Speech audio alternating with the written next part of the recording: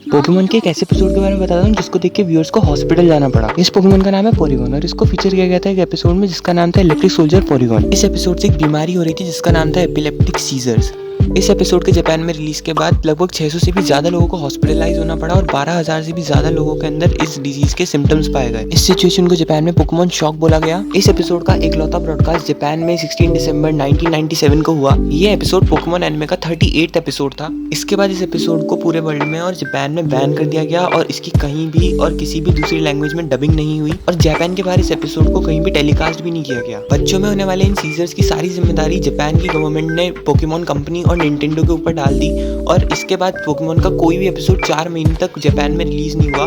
Pokemon के ऊपर ban लगा दिया। इस एपिसोड के इफेक्ट इतने ज्यादा सीवियर थे कि 2 बच्चों को तो 2 हफ्तों से भी ज्यादा लंबे समय तक हॉस्पिटल में एडमिट किया गया। ये पोकेमोन शॉक इतना सीवियर था कि ये 2004 और 2008 के गिनीज वर्ल्ड रिकॉर्ड बुक में भी रजिस्टर हो गया for the honour of holding most sensitive epileptic seizures ever caused by a television show. ये इंसिडेंट ही वो वजह है जिसकी वजह से पोरीगोन को कभी भी एनिमे में दोबारा नहीं दिखाया जाता। पोकेमोन कंपनी के लिए पोरीगोन बहुत अनलकी साबित हुआ है। एनिमे के इतिहास का ये मेरे हिसाब से सबसे बड़ा फेलियर रहा है किसी भी कंपनी के लिए। इस एपिसोड के अंदर आखिर ऐसा भी क्या है जिसकी वजह से कि इतने सारे बच्चों को इसने इतना बुरी तरीके से अफेक्ट किया।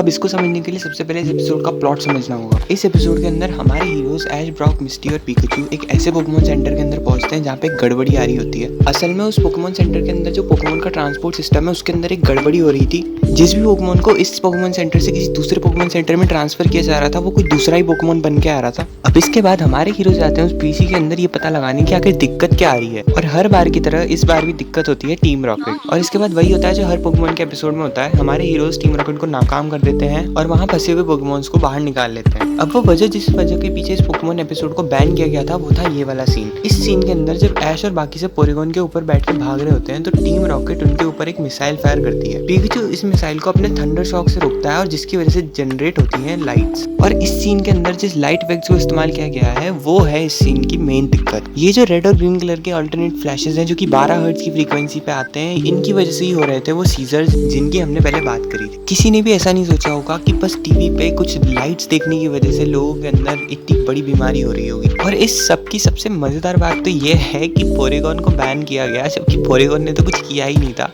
असल में तो वो पिकाचू की वजह से तो थंडर शॉक हुआ था, उसकी गलती थी।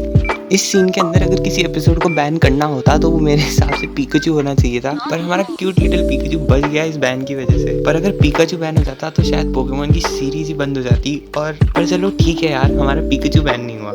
इस इंसिडेंट के बाद वापस आने के लिए पोकेमोन कंपनी ने दोबारा सबको ये भरोसा दिलाया कि ऐसा अब दोबारा कभी भी एनिमे में नहीं होगा। हालांकि पोरीगोन को एनिमे के अंदर बैन कर दिया लेकिन गेम्स के अंदर पोरीगोन को आज भी पकड़ा जा सकता है। एपिलेप्टिक सीजर्स असल में हमारे ब्रेन में होने वाली एक बीमारी है जिसको हिंदी में बोले तो इन्हें मिर्गी के दौरे कहते हैं। इस बीमारी के अंदर हमारा ब्रेन हमारी बॉडी का कंट्रोल खो देता है और हमारी बॉडी शेक करने लग जाती है बुरी तरीके से। एक ऐसा मानो कि हमारे ब्रेन के अंदर एक बुरा थंडरस्टॉर्म आ गया हो। अब तुम अगर नेट पे ढूंढने जाओगे तो तुम्हें ये एपिसोड कहीं ना कहीं तो मिल ही जाएगा, पर मैं कभी भी सजेस्ट नहीं करूंगा कि तुम जाके इस एपिसोड को देखो क्योंकि जिन लोगों ने भी देखा होगा मेरे हिसाब से उनको नहीं लगा होगा कि उनको कभी भी ऐसी कोई बीमारी हो जाएगी। और अगर गलती से भी तुम्हें ये बीमारी हो गई ना तो तुम्हें बिल्कुल भी अच्छा नहीं लगेगा। अब ये इंसिडेंट इस पोकेमोन को बहुत ज्यादा स्पेशल बना देता है कि मतलब इसको कोई भी एनिमे में नहीं दिखाया जाता है। बहुत सी बार मेरे को लगा था कि यार कोई लेजेंडरी पोकेमोन तो नहीं है, पर ऐसा भी कभी नहीं सोचा था कि इस पोकेमोन के पीछे कोई इतनी बड़ी कॉन्सिक्वेंसेस रहे होंगे। यार अगर वीडियो एंड तक देख ली होगी तो वीडियो जरूर पसंद आई होगी, तो जाते जाते लाइक, शेयर और सब्सक्राइब करना मत भूलना प्लीज।